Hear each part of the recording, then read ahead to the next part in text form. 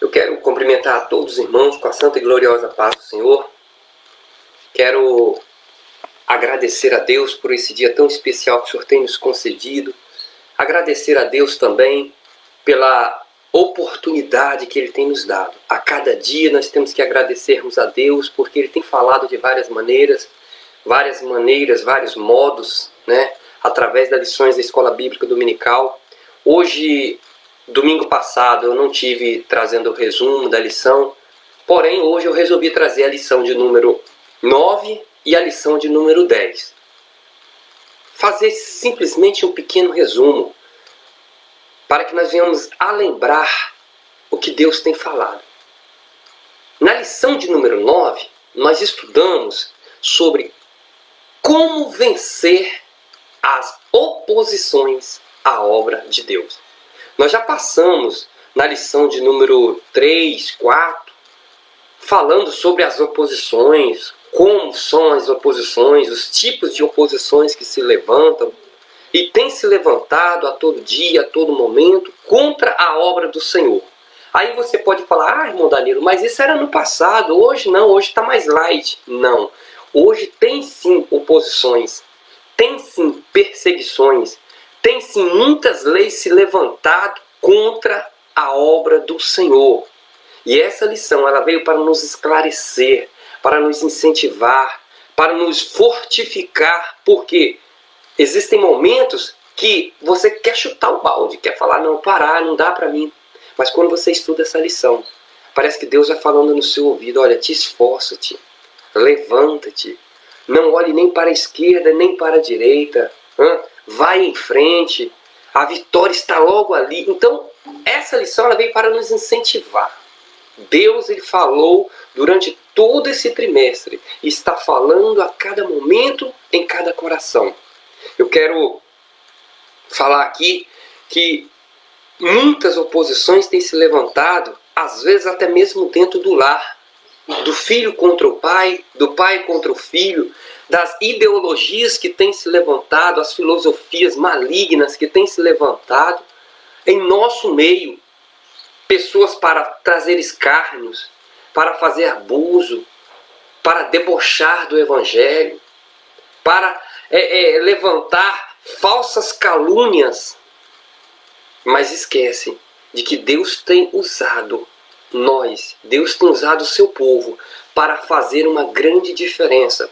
Tivemos estudando aí também na lição de número 7 sobre a separação, sobre a purificação, sobre ser diferente, sobre separar-se do mal. Essa lição ela vem falando vários tópicos interessantes. Quando você começa a observar sobre Neemias e Esdras, você vai ver que falou sobre liderança, organização, comunhão, como ser um grande líder, como se destacar, como se reunir, o que fazer diante das oposições. E agora essa lição de número 9, trazendo um resumo de tudo que nós já estudamos, ela vem fechar para que nós venhamos entender que oposições tem, mas nós temos a garantia de que nós somos muito mais do que vencedores. Porque a promessa não é minha, a promessa não é de homem, a promessa é de Deus.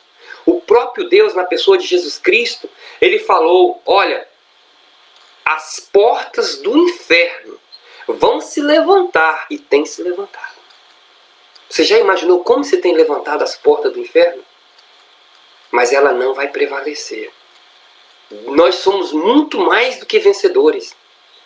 A nossa vitória já está garantida, aleluias, por aquele que nos amou. O textuário disse, mas em todas estas coisas somos muito mais que vencedores.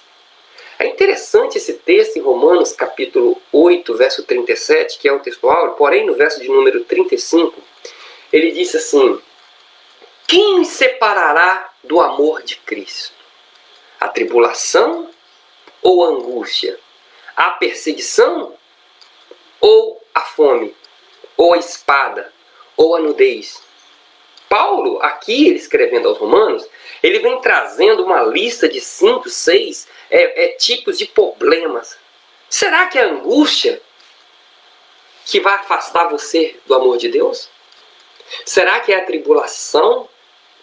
Ah, mas eu estou sofrendo perseguição, o irmão está me perseguindo, a irmã está me perseguindo, eu estou sendo perseguido dentro da igreja, fora da igreja, Será que é isso?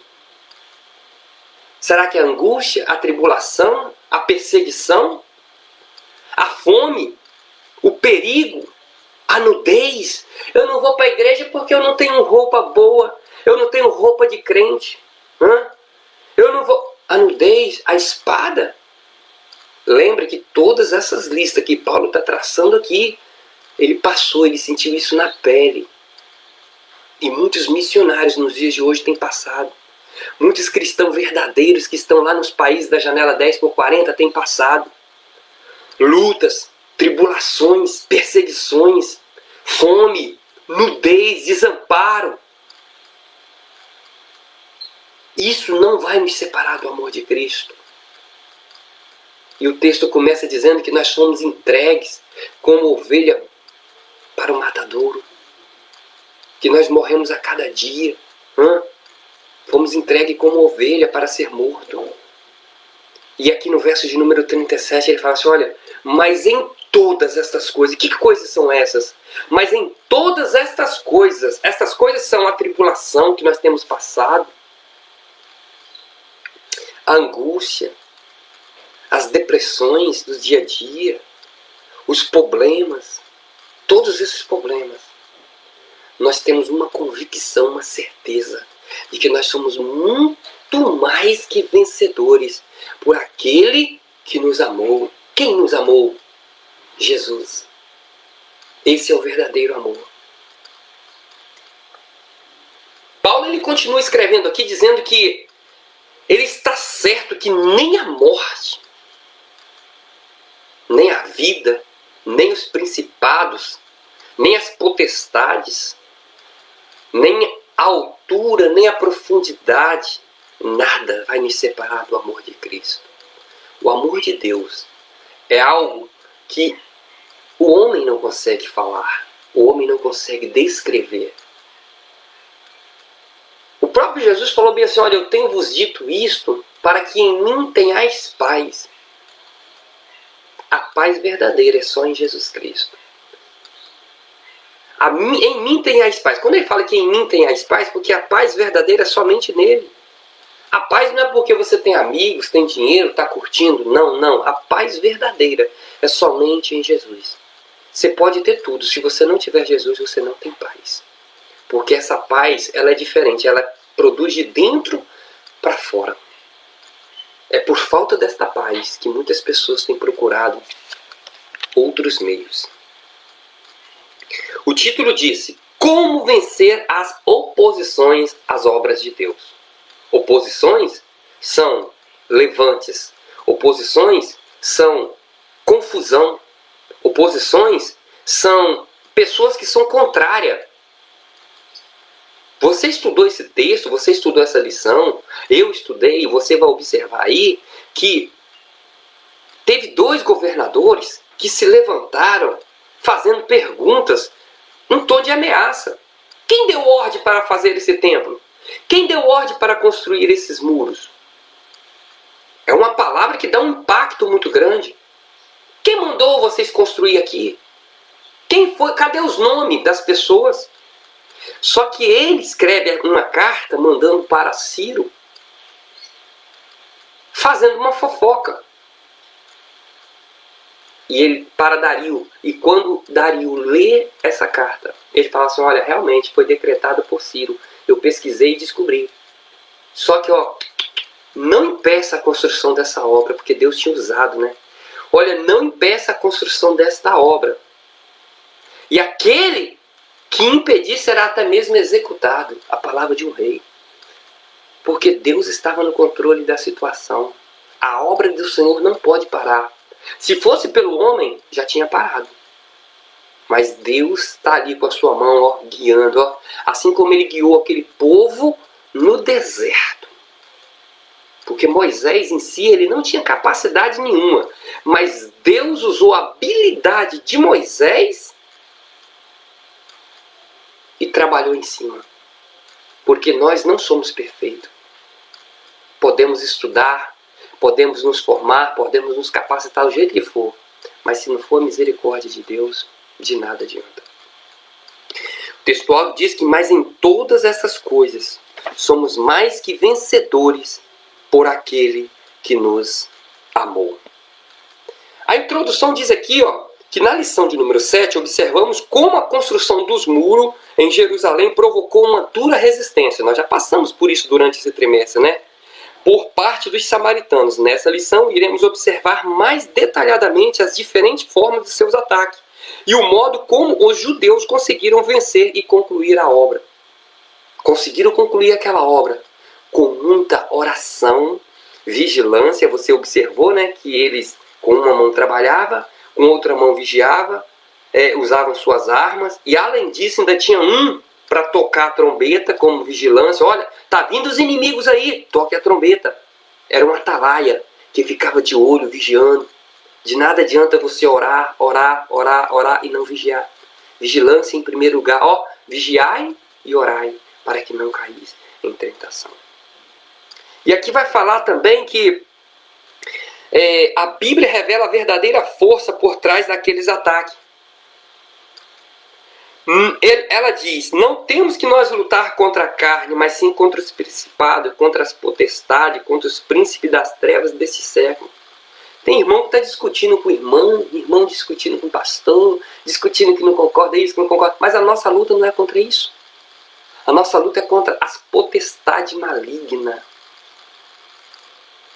contra os príncipes das trevas, contra as hostes espirituais da maldade. Nós devemos parar com isso. Eu não vou com a cara de A, não vou com a cara de B. A nossa luta, ela é espiritual. Efésios capítulo 6 fala que nós devemos tomar o capacete da salvação, a espada do Espírito, nos proteger contra os dardos, que vêm em nossa mente, os dardos inflamados do inimigo. Qual a orientação da Bíblia diante da luta? Acabei de falar agora em Efésios capítulo 6 que fala: resistir os dias maus e tendo feito tudo isto, ficar firme. Tem pessoas que passam por uma prova, passam por uma luta e venceu, mas só que quando chega no final ele para, ele desanima. Fica firme. Mantenha firme onde que você está. Problema tem em todo lugar. Problema tem em todas as igrejas, porque nós somos humanos, nós somos falhos. O único que não pecou foi Deus. Procura uma congregação, procura uma igreja que realmente tem base bíblica. Estude a palavra. Muitas das vezes você fala, eu vou sair dessa igreja porque ela é cheia de problema, mas muitas das vezes o problema está em você. E quando você sai, você leva consigo o problema, ao invés de você resolver, você carrega consigo o problema. Não existe congregação perfeita. A Bíblia nos dá um grande exemplo da igreja de Corintos, uma igreja que era praticamente aos olhos humanos, era perfeita. Tinham todos os dons espirituais, mas o que estava enfurnado ali dentro daquela igreja? Os problemas que tinha ali dentro. Se você estudar ali, você vai ver pecado grave. Enquanto nós estamos neste mundo, estamos sujeitos aos pecados. Mas nós somos libertos do pecado. Nós não sentimos prazer no pecado. E a Bíblia diz que o Senhor conhece os que são seus. E os que são seus, aparta-se da iniquidade. O que é iniquidade? Iniquidade é pecado. Mas o que é a iniquidade? Iniquidade é você pecar por prazer. Você não ter mais receio. Você já viciou no pecado. Então se torna uma iniquidade. Não é à toa que o próprio Satanás é chamado de oníquo. Por quê? Porque pratica iniquidade por prazer. A iniquidade é o pecado deliberadamente. O inimigo procura atingir a nossa fé. Eu acho lindo aquele texto quando Paulo fala, 2 Timóteo, no capítulo de número 4. Combati o bom combate, acabei a carreira e guardei a fé. Ele estava falando Enquanto eu tive força, eu combati, eu lutei, eu defendi, eu estudei, eu me esforcei, eu fui para a escola bíblica dominical, eu fui para os cultos, eu me dediquei, eu busquei a presença do Senhor, porque eu combati, eu lutei, combati o bom combate. Só que agora eu acabei a carreira, eu já estou velho, eu estou cansado, eu estou preso, mas a palavra de Deus não está presa não. Eu estou preso, mas a palavra de Deus não está presa. A prova disso é que ele fala, olha, Lucas, traz para mim os pergaminhos, traz a minha capa que eu deixei lá em Troade, traz tudo que eu deixei, porque eu quero voltar a escrever, eu não posso parar não. Mesmo o homem sabendo que ele ia morrer daqui 3 meses, já estava decretado a morte dele, ele estava preso. Ele pede para trazer os pergaminhos, a Bíblia, o registro dele para ele escrever. Que exemplo de fé! E agora ele fala, combati o bom combate, acabei a carreira, estou velho, estou fraco, estou cansado. Eu sei que daqui 3 meses eu vou morrer, mas eu guardei minha fé. Que todos nós venhamos ter essa convicção de guardar a fé até o fim das nossas vidas. Quantas pessoas têm começado com aquela disposição, com aquela força, com aquela fé, com aquela determinação, mas quando chega no meio do caminho já para. Não é à toa que Abacuque ele clama, ele implora, ele grita ao Senhor. Aviva, ó Senhor, a tua obra no meio dos anos. No meio dos anos a notifica. Por que isso? Por quê? No meio dos anos. Porque começamos com uma disposição, mas quando chega no meio dos problemas, no meio das lutas, dá uma fraqueza, dá um desânimo. Aí o Senhor nos usa, nos traz uma lição dessa tão maravilhosa para nos fortalecer, para nos trazer aquela disposição. Combati o bom combate, acabei a carreira, mas eu guardei a fé.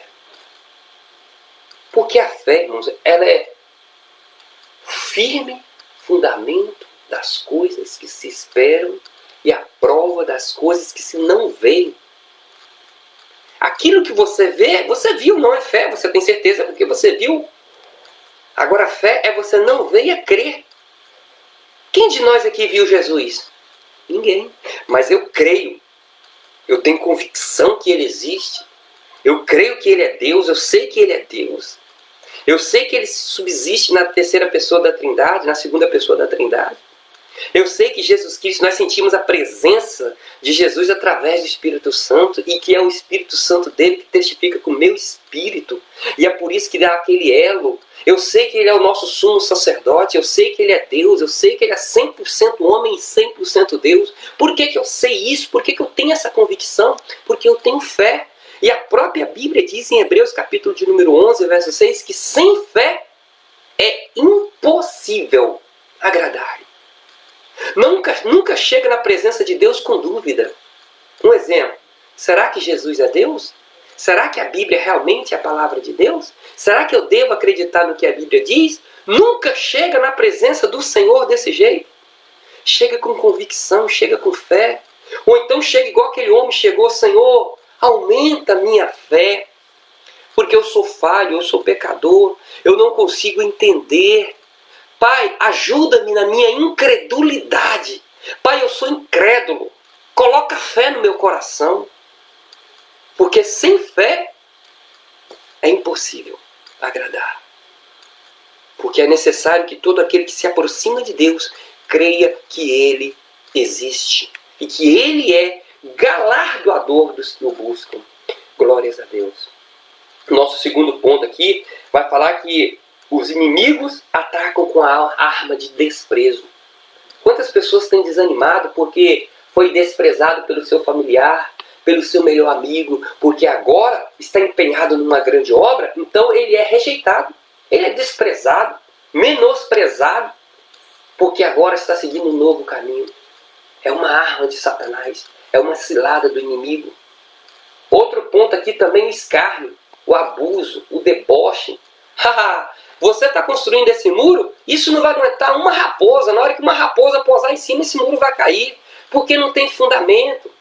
Meu Deus.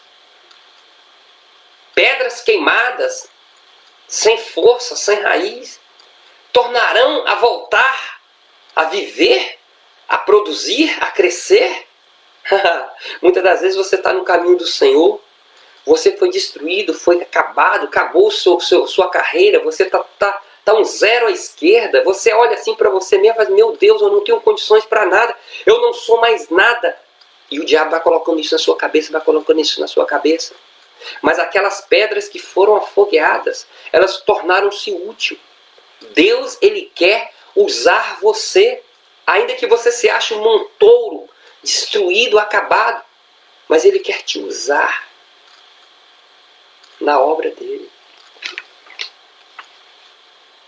Os inimigos atacam com a arma de escárnio. O inimigo chama a nossa atenção para a imensidão da tarefa. É muito grande, eles não vão conseguir não. Eles não vão conseguir construir esse templo não. Esse projeto vai cair por terra. Palavras negativas. Palavras que venham deixar você triste. Mas essa lição, Deus vem usar. Deus vem nos trazer uma palavra para nós. Não olhe para o desprezo, para o escárnio, para a imensidão da obra. Faça a tua parte. Faça a tua parte. Observa aquele milagre que Jesus fez lá no meio da multidão. Se fosse olhar pelaquela quantidade de gente, aquele menino apresentou, ele teve fé. Ele apresentou aquele material dele. 2 peixes, 5 pães. O que é isso para mais de 5.000 pessoas? Se ele fosse um camarada orgulhoso, ele poderia escolher. Falar assim, não, vou sair aqui, vou comer aqui no cantinho. Isso aqui dá mal para mim. Não, ele chega e apresenta ao Senhor. Quando nós apresentamos ao Senhor os nossos projetos, os nossos sonhos, Deus ele faz multiplicar. Ainda que impossível aos nossos olhos, Ele vai botar as coisas em ordem. Você observe que nessa multiplicação Ele fala, senta cada um nos seus cantinhos. Senta. Ordem. Agora nós vamos interceder a Deus. Aleluia. Precisamos colocar em ordem a nossa casa. E depois apresentar a Deus. E Deus vai multiplicar. Aleluia. O inimigo ele usa contra nós os boatos e as mentiras. Observa que ele começou a usar pessoas para falar-se do seu passado. Olha, esse povo é terrível. Esse povo é rebelde. Esse povo matou reis. Esse povo não paga imposto. Esse povo não paga tributos.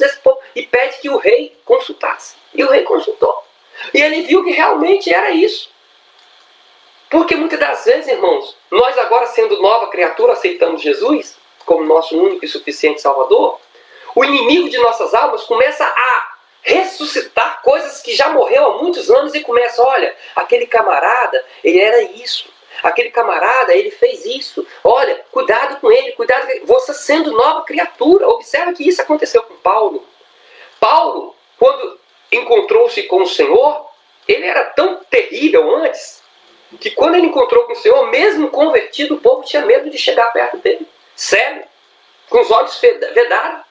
Ele não estava enxergando nada. Mas houve um temor de chegar perto dele. Por quê? Porque o homem não era fácil. Mas quem foi Paulo depois? Depois que ele passou a ser uma nova criatura? Um exemplo de Cristo. Um grande missionário. Um homem que testemunhou. Um homem que salvou muitas almas através do Evangelho. Deus usou esse homem de uma maneira surpreendente. Então, muitas das vezes, você aceita Jesus como seu Salvador, e o seu passado foi tenebroso, e o inimigo agora começa a usar boatos, mentiras, travessas. Mas observe que nesse texto, o rei ele pesquisou, viu que realmente, porque o povo de Israel tinha, através de Davi, de Ezequias, de Salomão, você vê que eles conquistaram reis, eles faziam isso mesmo, mas que agora eles estavam saindo do cativeiro. Deus tinha dado uma lição a eles. Mas o povo levantando calúnia, usado pelo inimigo, se você aceitou Jesus como seu Salvador, é uma nova criatura, está dando fruto, está produzindo, está trabalhando na obra do Senhor. Se prepara, porque vai vir boatos sobre a sua vida, vai vir fofoca, vai vir opressão, vai vir oposições, vai vir mentiras, vai vir coisas relatando do seu passado. Mas em todas estas coisas, somos muito mais que vencedores por aquele que nos amou. Glórias a Deus. Qual o segredo da vitória de Neemias e dos judeus? Os judeus venceram porque tinham certeza que estava fazendo a vontade de Deus. Se você está fazendo a vontade de Deus, pode ter certeza, acabei de falar, vai levantar calúnia, vai levantar oposição, pessoas de dentro da sua casa, de dentro do seu lar, de dentro da sua igreja, do seu ministério, na sua empresa, por onde você passar. Mas quando você sabe que você está fazendo a vontade de Deus, isso não importa. Isso não importa. O que te importa é que algo melhor te espera lá na glória. Devemos orar. Os judeus oraram. Devemos vigiar, porque as astutas ciladas do diabo é muito grande sobre a igreja. Mas o sangue de Jesus Cristo nos purifica de todo pecado. De todo pecado. Somos nova criatura. Somos filhos de Deus. E quando nós temos a convicção de que estamos fazendo a vontade de Deus, os nossos projetos têm uma nova visão. A cosmovisão é diferente. Ainda que nós somos taxados como louco, como doido, igual no caso de Noé. Noé estava construindo aquela arca aos olhos humanos, dos amigos, até mesmo dos parentes. Esse camarada está ficando doido, construir um barcão desse para quê? Não está chovendo, nunca choveu. Mas aos olhos de Deus, Deus estava feliz porque ele estava fazendo a vontade dele. Olha que homem obediente, né? Noé nunca tinha visto uma arca para ele copiar. Deus deu a planta, Deus desenhou, Deus deu a altura, Deus deu os metros, a profundidade, quadrados, redondos. Deus traçou todo o plano daquela arca. E falou bem assim: Noé, faça uma arca para a salvação das pessoas.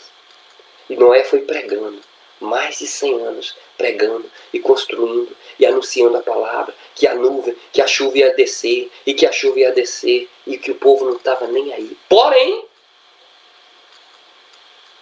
quando a chuva veio, o povo procurou. Noé, abre-nos a porta. Não vai ser diferente. Hoje nós estamos falando, Jesus está voltando, Jesus vai voltar. Ele vai voltar para buscar um povo seu, zeloso e de boas obras. Um povo escolhido, um povo separado. Porém, o povo não está nem aí. Está na mesma coisa dos dias de Noé. Mas quando a porta se fechar, esse povo vai procurar o Evangelho. Aí já é tarde. Uma passagem que eu acho muito bonita também é do mendigo e do homem rico. Lázaro, né? Aquela passagem é muito interessante que Lázaro, ele era um homem pobre. Ele comia das migalhas daquele homem rico. O que me chama a atenção nessa passagem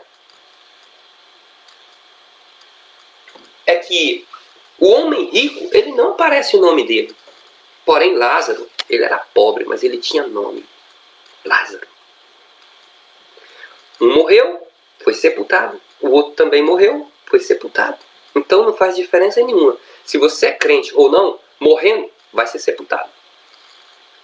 O que pesa é depois do sepultamento. Depois do sepultamento. Aí segue o juízo. Ou para o seio de Abraão, paraíso. Ou para o Hades, portal do inferno. Você observa que até então Lázaro ele estava agora passando por perseguição, por tribulação, por fome, por nudez, por vergonha, pedindo comida ao seu Senhor, comendo o resto que caía. Só que após esta vida, após esse passado, você observa que o quadro muda. Olha que Lázaro, um crente, muitas das vezes menosprezado, largado de lado. É um zero à esquerda, mas a convicção de quem ele tinha, de que Deus ia mudar esse quadro. Mesmo após a morte, observa que ele chegou a uma nova dimensão com Deus. E esse homem rico, poderoso, tinha de tudo, se abastava de tudo. Agora ele está em aflição, diferente de Lázaro, que está no gozo, no seio de Abraão. Agora, o homem rico, que outrora tinha tudo, curtia do bom e do melhor, se esnobava, agora está em grande tormento. A Bíblia diz que ele clamava a Abraão, dizendo: mande que Lázaro molhe a ponta, não é a mão não, só a ponta do dedo e passe na minha língua para saciar a minha sede. Que humilhação! Um homem rico, agora ali, pedindo um mendigo que molhasse a ponta do dedo e passasse na língua dele. Meu Deus! Era como se ele falasse: olha, eu estou vendo onde que esse homem está, eu sei que ele está num lugar bom, mas e eu estou aqui nesse lugar de tormento. E Abraão responde ele, aquele anjo responde ele, e aquele negócio todo. E você vai estudando essa passagem, você vai ver que ele fala bem assim: olha, eu estou num lugar de tormento, manda alguém ir lá avisar minha família que o lugar que eu estou é de tormento.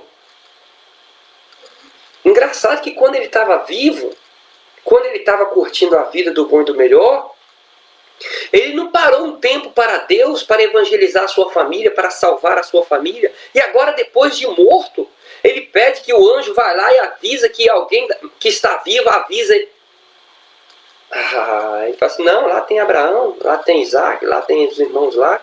Que eles, se ele não está ouvindo os vivos, ele vai ouvir os mortos. Para você ver como que é sério isso. Após a morte, segue-se o juízo. Após a morte, segue-se o juízo. O cristão, quando ele morre, ele vai para o paraíso. O cristão, quando ele morre desviado, ele vai para o Hades, portal do inferno. O seio de Abraão, o paraíso. Hades, portal do inferno, lugar de tormento. Ainda não é o inferno. O Hades é a sala, a antessala do inferno. O paraíso é a antessala dos céus. O crente morre, paraíso, que é o seio de Abraão. Depois ele parte para o céu. O ímpio morre, Hades, lugar de tormento. Depois ele é lançado no inferno. Que lição maravilhosa. E a lição de número 10, irmãos, encerrando a lição de número 9, vamos partir para a lição de número 10. A lição de número 10 diz assim: provai se os espíritos são de Deus. E o textual disse: amados, não creiais em todos os espíritos, mas provai se os espíritos são de Deus. Porque já muitos falsos profetas têm se levantado no mundo. 1 João, capítulo 4, verso 1. Essa lição ela é profunda, porque as pessoas nesses dias de hoje estão pegando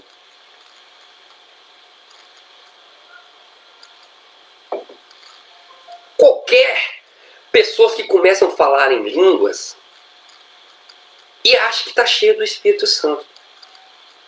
É muito sério isso, porque o nosso espírito e o Espírito de Deus, ele nos convence, ele nos constrange e ele nos fala. E nós sentimos quando realmente é de Deus e quando não é. Estamos vivendo, irmãos, uma crise espiritual tão grande, um escárnio, um abuso. Pessoas que decoram o falar em língua. Pessoas que, ao invés de deixar Deus usar ele quer usar a Deus. Nós sabemos que o diabo, Satanás, ele é um dos grandes imitadores de Deus.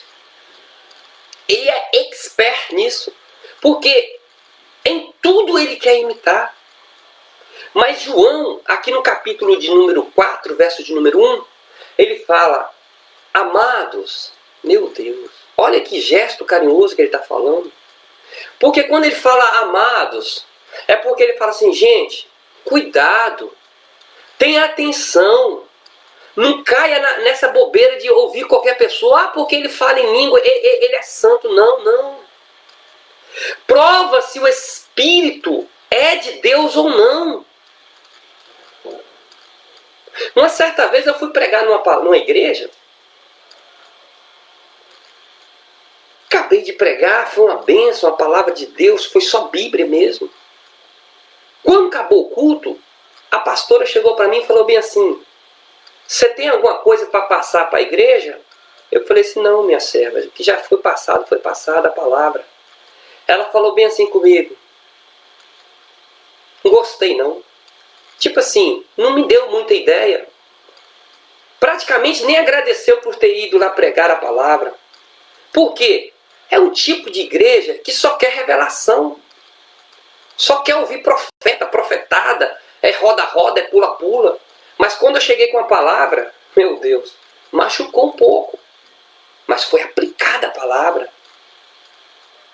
O que me chama a atenção aqui é que João, há mais de 2000 anos atrás, observa isso. Há mais de 2000 anos atrás, João, ele chama a congregação e fala, amados, está falando para crente, irmãos, não está falando para desviado não, está falando para crente. Amados, não acredita em qualquer pessoa não. Não acredita em qualquer pregador porque é internacional, porque é americano, porque veio de outro país. Não, não acredita não. Porque Paulo já tinha falado, olha, se alguém vir trazer um outro evangelho que não tenha base nesta palavra, na Bíblia Sagrada, que seja amaldiçoado. A nossa maior revelação, irmãos, é a palavra de Deus. Agora chega um camarada, que o seu nome vai rodar por sobre toda a terra, e que onde que você pisar vai ser abençoada a planta do seu pé. A profecia que foi definida diretamente para Abraão, o camarada pega lá da Bíblia, traz para o cara, e o camarada, não, irmãos, nós temos que ter cuidado. A Bíblia ela tem profecia que ela é específica para os apóstolos. Profecia que é específica para a igreja. Profecia que é específica para mim, para você. Profecias escatológicas que ainda vai acontecer. Algumas já aconteceram. Amados, não creiais em todo espírito, mas provai se os espíritos são de Deus. Porque já muitos falsos profetas. Irmão Danilo, me dá um exemplo de falso profeta. Se você ouvir alguém falando bem assim, daqui 10 dias Jesus vai vir. Falso profeta. Olha, eu vi Jesus ali, aqui assim assado, e que ele não... falso profeta. Ele está dentro de nós. Aonde estiver 2 ou 3 reunidos em meu nome, eu estarei no meio dele. Falso profeta, as pessoas que tiram da Bíblia textos e contextos isolados para desfazer a verdade. A palavra de Deus fala, vigiai. Em 2 Timóteo, no capítulo de número 3, fala, porque nos últimos dias haverá homens amantes de si mesmo, presunçosos, soberbos, arrogantes, desobedientes a pais e mães, ingratos, profanos, incontinentes, cruéis, caluniadores, tendo aparência de piedade, aparência de crente, aparência de amor. O camarada é, meu Deus, mas afasta-se dele. Olha o que a Bíblia está nos falando. Então nós devemos ter muito cuidado, irmãos. Tem pessoas que vai na igreja, assiste lá o louvor, ouve Deus falando através da sua palavra, através da aplicação da palavra, através da doutrina, através de testemunhos. Aí vem embora para casa. Eu não gostei do culto não, porque Deus não falou. Irmãos, o culto, irmãos, é a reverência. O culto é o temor. O culto é o tremor. O culto é a adoração a Deus. Você não vai para a igreja para adorar a Deus, você já sai da sua casa adorando a Deus. O seu lar já é o início de um culto a Deus. Você vai simplesmente ali fazer um ajuntamento para, em forma comunitária, agradecer a Deus. Mas o culto é no seu lar, o culto é na sua empresa, o culto é na sua faculdade, o culto é você com Deus. Amados, não creiais em todo espírito. Porque hoje, irmãos, existem cursos para você falar em línguas. Existem pessoas que te ensinam a falar em línguas. Tem. Esses dias eu liguei a televisão, vi ali um negócio, sei lá, carismático, ensinando o camarada a falar uma língua e pedia que a pessoa repetia. Isso não é de Deus. Não. O Espírito Santo de Deus, ele tem a multiforme sabedoria de usar. Eu não preciso de falar a mesma língua que você fala para dizer que eu fui batizado com o Espírito Santo. Não, não. O Espírito Santo de Deus, ele vai me dar uma língua diferente, porque ele vai me usar de forma diferente.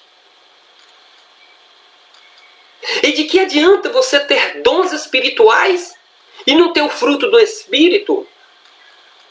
Porque o fruto do Espírito é caridade, gozo, paz, longanimidade, benignidade, bondade, fé, mansidão e temperança. De que adianta você falar em línguas e não ter essas qualidades, não ter esse fruto? Paulo fala que até mesmo se nós jogássemos o nosso corpo para ser queimado, se não tiver amor, de nada adianta. Caridade, gozo, paz, longanimidade são frutos do Espírito. É como se falasse bem assim, olha, de nada adianta você falar que é crente, mas não tem qualidade. Você é crente, mas não produz fruto. Você é crente, mas não tem testemunho. Você é crente, mas dá mal, é um mau pagador, é um mau caráter, é um ladrão. Você é crente, mas faz isso, faz aquilo, desvia isso, desvia aquilo. E agora quer profetar? Quer profetizar?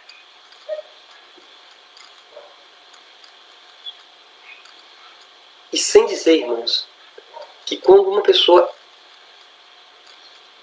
fala em línguas e o outro não fala em línguas porque não é batizado ainda, não significa que a pessoa que fala em línguas é melhor do que eu que não falo, não.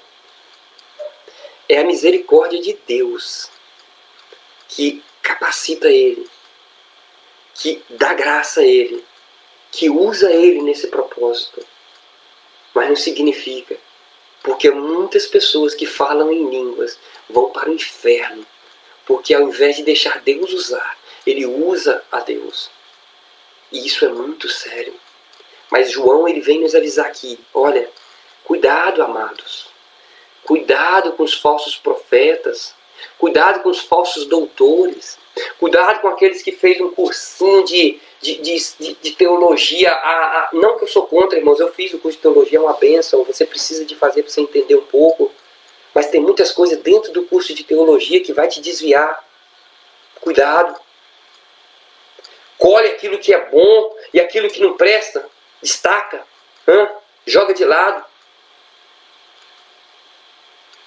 Busque a palavra, estude a palavra. De nada adianta você ter vários livros e ter livros que é contra a palavra, porque a verdadeira palavra é a Bíblia Sagrada. A Bíblia diz que toda escritura divinamente inspirada ela é proveitosa para ensinar, para redarguir, para corrigir em justiça e para que o homem de Deus seja perfeito e perfeitamente preparado para toda boa obra. Então a palavra do Senhor ainda fala que ela é viva, ela é eficaz e é mais penetrante que a espada de dois gumes. Aleluias. Provai se os Espíritos são de Deus. É importante também, irmãos, eu vou fazer uma ressalva aqui, que quando a Bíblia fala provai se os Espíritos são de Deus e porque há muitos falsos profetas, há mais de 2000 anos atrás. Imagina a quantidade nos dias de hoje. Hoje, então, com a modernidade, com a tecnologia, com o pecado aumentando, com a iniquidade, com o amor se esfriando. Imagina, irmãos. Imagina. Só que João, ele deixa registrado. Cuidado. Cuidado. E é interessante a gente observar, irmãos. A Bíblia fala que quando fala em Espírito com letra maiúscula, está falando no Espírito Santo.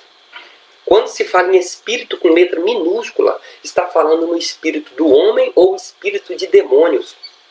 Porque não existe só o Espírito Santo, não. Existe o Espírito Santo de Deus e existe o Espírito demoníaco, que já opera aí no meio do povo. Esse Espírito que tenta imitar o Espírito Santo não é o Espírito de Deus, é o Espírito demoníaco. Paulo conta uma passagem na Bíblia que ele foi pregar para uma mulher usada pelo Espírito do diabo. Chegou para Paulo e falou bem assim, aquele ali realmente é um servo do Senhor. Paulo, ele tinha o quê? O dom de discernimento. E por ele ter o dom de discernimento, ele olha para aquela mulher e fala assim, sai dela, Satanás, expulsa o demônio que estava na vida dela. Você observa que se você olhar pelo olhar natural, você vai ver que essa mulher, ela falou alguma coisa errada? Não, ela falou certo. Ela falou que Paulo estava sendo usado por Deus. E quem duvidava disso? Mas ela estava falando pelo diabo. Era o diabo que estava na boca dela e ela fala elogiando Paulo. Nós temos que ter muito cuidado com os elogios, com as astutas do diabo. Uma mulher que era adivinhã, uma mulher que ficava fazendo adivinhações, uma mulher que era usada pelo espírito maligno, com ocultismo. Agora ela olha para Paulo e fala assim, ali vai um servo do Senhor. Ali vai verdadeiramente um servo do Senhor. Ela fala durante 3 vezes, na terceira vez Paulo fala bem assim, sai dela, Satanás. Talvez se fosse nos dias de hoje, o camarada falasse, eu sou o cara, eu estou usado por Deus. Mas Paulo, ele tinha o dom de discernimento. Estamos vivendo, irmãos, hoje, dias de hoje que nós estamos vivendo, que eu falo por mim particularmente, que nós temos que mais buscar, sabe o que, irmãos? O dom de discernimento. Porque através do dom do discernimento você vai saber se aquela pessoa está sendo usada por Deus ou pelo diabo. Se aquela língua é realmente a língua de Deus ou se é a língua do demônio. Buscando o dom de discernimento. Para que nós possamos destacar aquele que serve a Deus e que não serve a Deus. Paulo, ele expulsa o demônio daquela mulher. Ele foge da cidade, ele é apedrejado. Porque aquela mulher, ela era a fonte de riqueza daquela cidade. Ela dava lucro aos seus patrões através de adivinhações. Mas eram adivinhações demoníacas. Em outra passagem também, a Bíblia nos fala que Pedro estava expulsando o demônio disso, curando aquilo, usado por Deus. Pedro sendo usado por Deus. Chega um camarada cheio do dinheiro, Simão Barjonas, e fala bem assim, você quer quanto para você me ensinar essa técnica aí? Pedro repreende ele. Por que isso, irmãos? Porque tem pessoas que acham que ser crente é só falar em línguas. Não. É pagar um preço, é buscar. Vamos buscar o discernimento espiritual. Porque nós já estamos vivendo nos últimos dias. E se João falou isso há mais de 2000 anos atrás, porque ele estava sentindo na pele. Ele estava sentindo na pele a opressão diabólica. O povo sendo usado pelo inimigo. Imagina nos dias de hoje. Buscar com discernimento. Eu sempre peço, Senhor, eu preciso de ser usado na sua obra, eu preciso de ser usado com dons de cura, de revelação, de interpretação, dom da fé, dom de operações de maravilha. Senhor, mas eu necessito urgentemente do dom de discernimento espiritual. Porque você olha para certos tipos de pessoas, você fala assim, meu Deus, esse camarada é um anjo. Mas por trás é um demônio. Precisamos de buscar o discernimento espiritual. E somente através da palavra.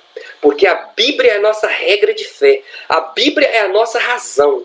Se sair, pode ser qualquer pregador, pastor, missionário. Se sair fora da palavra de Deus, perde-se o crédito. Não tem valor nenhum. Porque a palavra de Deus, ela é a verdade absoluta. Amém? Eu quero agradecer a Deus por esse resumo da lição de número 9, onde que nós aprendemos sobre como vencer as oposições às obras de Deus, cujo texto áureo falou: mas em todas essas coisas somos mais que vencedores por aquele que nos amou. E a verdade prática diz que quando nós depositamos a nossa confiança em Deus, descobrimos que Ele é muito maior do que todos os obstáculos que nós encontramos. E essa lição agora, de número 10, cujo título é Provai se os Espíritos são de Deus. E o textuário diz: amados, não creiais em todo Espírito, mas provai se os Espíritos são de Deus. Porque já muitos falsos profetas se têm levantado no mundo. Que conselho maravilhoso. 1 João capítulo 4, verso de número 1. E a verdade prática diz que através dos dons espirituais, a igreja discerne os espíritos enganosos, os espíritos malignos, porque são muitos, mas que Deus venha nos cobrir, que Deus venha nos dar esse discernimento, que nós não venhamos cair em qualquer lábia e que o nome do Senhor seja glorificado. Eu quero agradecer aqueles que ouviram esta live, aqueles que assistiram. Eu quero agradecer pela presença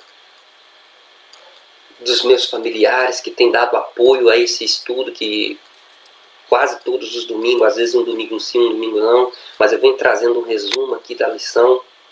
Quero agradecer a Deus por algumas igrejas também nos convidar para trazer um resumo. Inclusive agora, nesta última lição de número 13, estarei aqui na cidade de Pomar, na Serra, trazendo um resumo de toda a lição, na igreja do nosso pastor Genilson. Quero mandar um abraço para ele e agradecer a Deus a todos aqueles que estão vendo esse vídeo, que irão ver. Compartilhe, envie para os seus amigos, se inscreva nesse canal, porque quando se trata da verdadeira palavra genuína, a palavra de Deus, precisa de ser anunciada. Eu queria que você distribuísse para os seus amigos, comentasse, mandasse um alô aí. E eu quero agradecer a todos pela atenção e que o nome do Senhor seja glorificado. A irmã Lucinéia, amém, irmã Lucinéia. Deus abençoe você, a sua família, cada um de seus filhos, e que o nome do Senhor seja glorificado. Amém? Fique na paz e que Deus assim nos abençoe. Amém.